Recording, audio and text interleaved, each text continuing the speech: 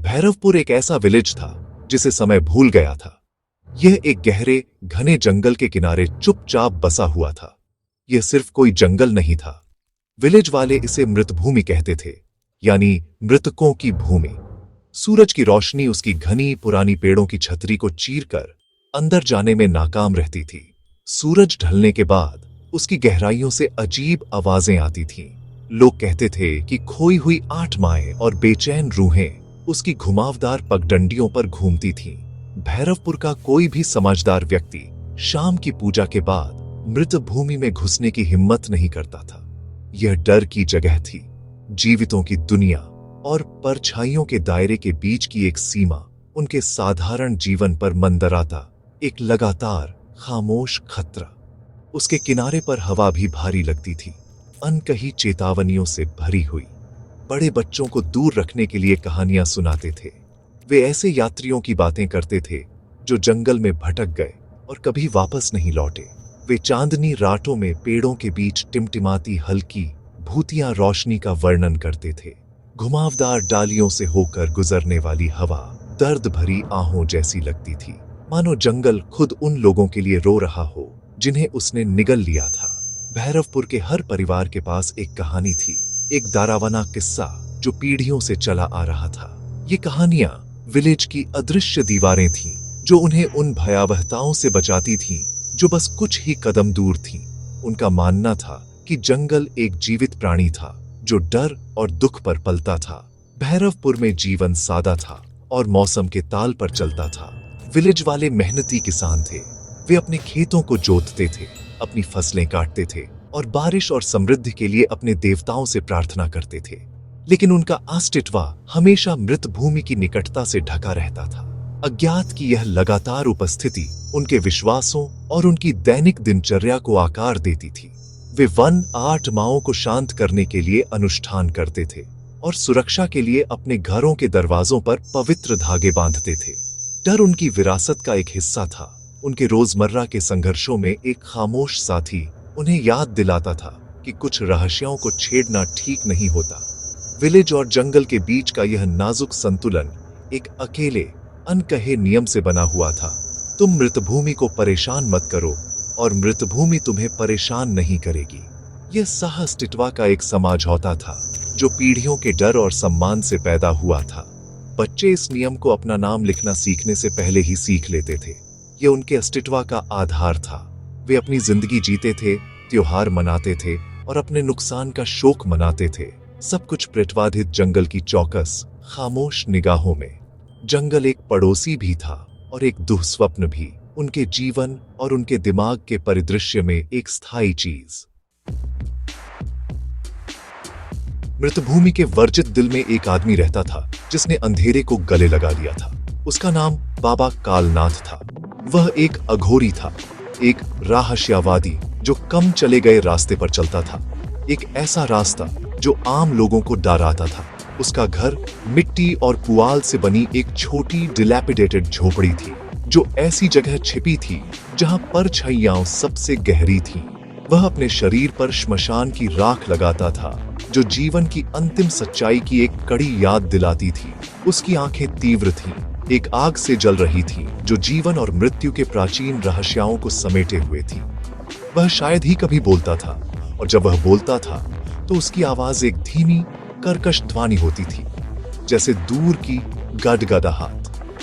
भैरवपुर के विलेज वाले बाबा कालनाथ से बहुत डरते थे। वे उसे जंगल के रहस्य का एक हिस्सा मानते थे, एक ऐसी आकृति जो उतनी ही डरावनी थी जितनी कि वे 8 माएं मानते थे जो वहां रहती थी। वे उसके बारे में दबी जुबान में कहानियां सुनाते थे, दावा करते थे कि वह मरे हुए लोगों से बात कर सकता था और अदृश्य शक्तियों को आज्ञा दे सकता था। माताएं अपने शरारती बच्चों को उसके नाम से डराती थीं। सो जाओ, वे कहती थीं, नहीं तो बाबा कालनाथ तुम्हें लेने आ जाएंगे। वह उनका स्थानीय डरावना आदमी था, उस डरावनी शक्ति का प्रतीक जो उनके विलेज के खेतों की सुरक्षा से परे रहती थी। एक पहेली जिसे वे न तो समझ सकते थे और न ही अनदेखा कर सकते थे। अपने गहरे डर के बावजूद विलेज वाले अघोरी के प्रति एक अजीब तरह का सम्मान रखते थे। वे जानते थे कि उसके पास एक ऐसी शक्ति थी जो उनकी समझ से परे थी। बहुत निराशा के समय में जब सारी उम्मीदें खो जाती थीं, तो कुछ बहादुर लोग उसकी झोपड़ी तक खतरनाक यात्रा करते थे। वे लाइलाज बीमारियों के लिए या एक शक्तिशाली श्राप को दूर करने के लिए उसकी मदद चाहते थे। बाबा कालनाथ ने कभी पैसे या उपहार नहीं मांगे। वह चुपचाप सुनता था। उसकी नजरें उनकी आत्माओं को भेदती थीं और कभी कभी वह एक समाधान पेश करता था, अक्सर एक रहस्यमय निर्देश या एक चुटकी पवित्र राख के रूप में। उसका अस्तित्व एक विरोधाभास था। वह उनकी कहानियों में राक्षस भी था और उनका गुप्त उद्धारकर्ता भी। वह उनके समाज के हाशिए पर रहता था, एक आवश्यक बुराई जिसकी ओर वे तब मुड़ते थे जब सभ्य दुनिया उन्हें विफल कर देती थी। वह प्राचीन वर्जित ज्ञान का एक संरक्षक था, तांत्रिक कलाओं का एक स्वामी जो वास्तविकता के नियमों को मोड़ सकता था। विलेज वाले उससे दूरी बनाए रखते थे। जब वह कभी कभी नदी के किनारे बैठने के लिए जंगल से बाहर निकलता था, तो उसे दूर से देखते थे। वे उससे डरते थे, हाँ, लेकिन वे यह भी जानते थे कि परछाइयों से भरी दुनिया में कभी कभी आपको किसी ऐसे व्यक्ति की जरूरत होती है जो अंधेरे से न डरता हो। भैरवपुर की नाजुक शांति एक फेटफुल हफ्ते में टूट गई। विलेज के जमींदार, एक अमीर और शक्तिशाली आदमी जिसका नाम हरीश सिंह था, ने अपनी दुनिया को बिखरते हुए पाया। उसका इकलौता बेटा, एक हंसमुख जवान लड़का जिसका नाम रोहन था, बहुत बीमार पड़ गया। यह एक तेज बुखार से शुरू हुआ जो उतरने का नाम नहीं ले रहा था। जल्द ही उसका व्यवहार अनियमित और डरावना हो गया। वह आधी रात को चीखता था। उसकी आवाज उसकी अपनी नहीं लगती थी। उसकी आंखें, जो कभी जीवन से भरी थीं, खाली और ठंडी हो गई। वह ऐसी भाषाएं बोलने लगा जो उसने कभी नहीं सीखी थी। उसका शरीर अजीबोगरीब तरीकों से मुड़ने लगा। यह साफ था कि यह कोई साधारण बीमारी नहीं थी। हरीश सिंह ने कोई कसर नहीं छोड़ी। उसने पास के शहर से सबसे अच्छे डॉक्टरों को बुलाया। वे अपनी आधुनिक दवाओं और वैज्ञानिक उपकरणों के साथ आए, लेकिन वे पूरी तरह से हैरान थे।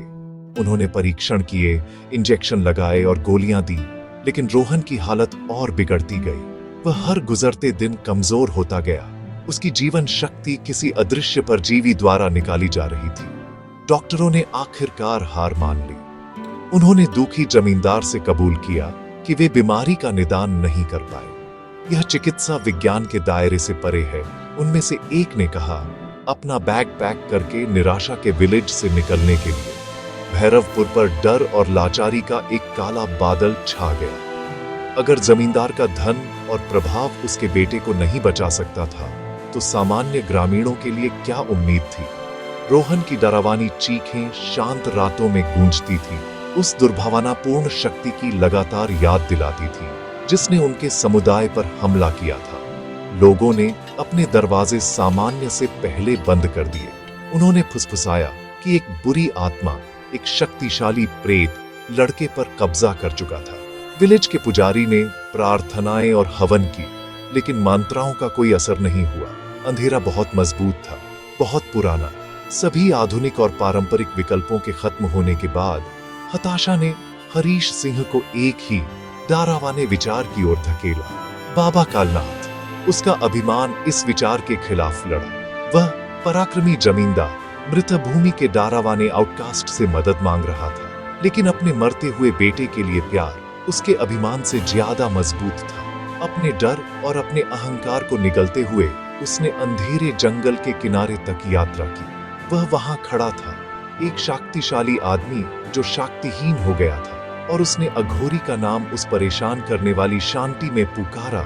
उसकी आवाज एक पिता की हताशा से कांप रही थी। उसकी पुकार विलेज की आखिरी उम्मीद थी। जैसे ही शाम हुई, बाबा कालनाथ जमींदार की हवेली में पहुंच। वह चुपचाप अंदर चले गए। उनकी उपस्थिति ने कमरे के माहौल को तुरंत बदल दिया।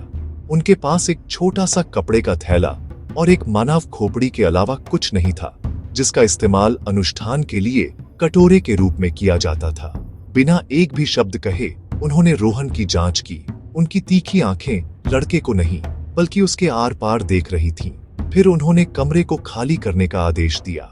उन्होंने अपने थैले से राख से जमीन पर एक सुरक्षात्मक घेरा बनाया और खोपड़ी को बीच में रख दिया।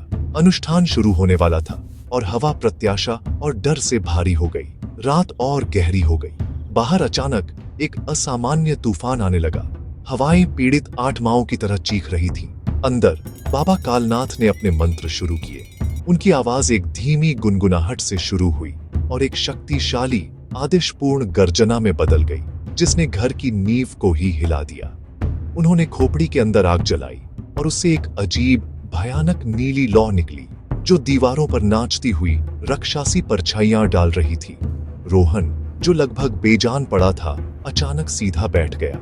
उसकी आंखें एक दुर्भावनापूर्ण रोशनी से चमक उठीं और उसके गले से एक कर्कश अमानवीय आवाज निकली, जो अघोरी को चुनौती दे रही थी। इच्छाओं की लड़ाई शुरू हो गई। रोहन के अंदर की बुरी आत्मा हिंसक रूप से उछल रही थी, शाप और धमकियां दे रही थी।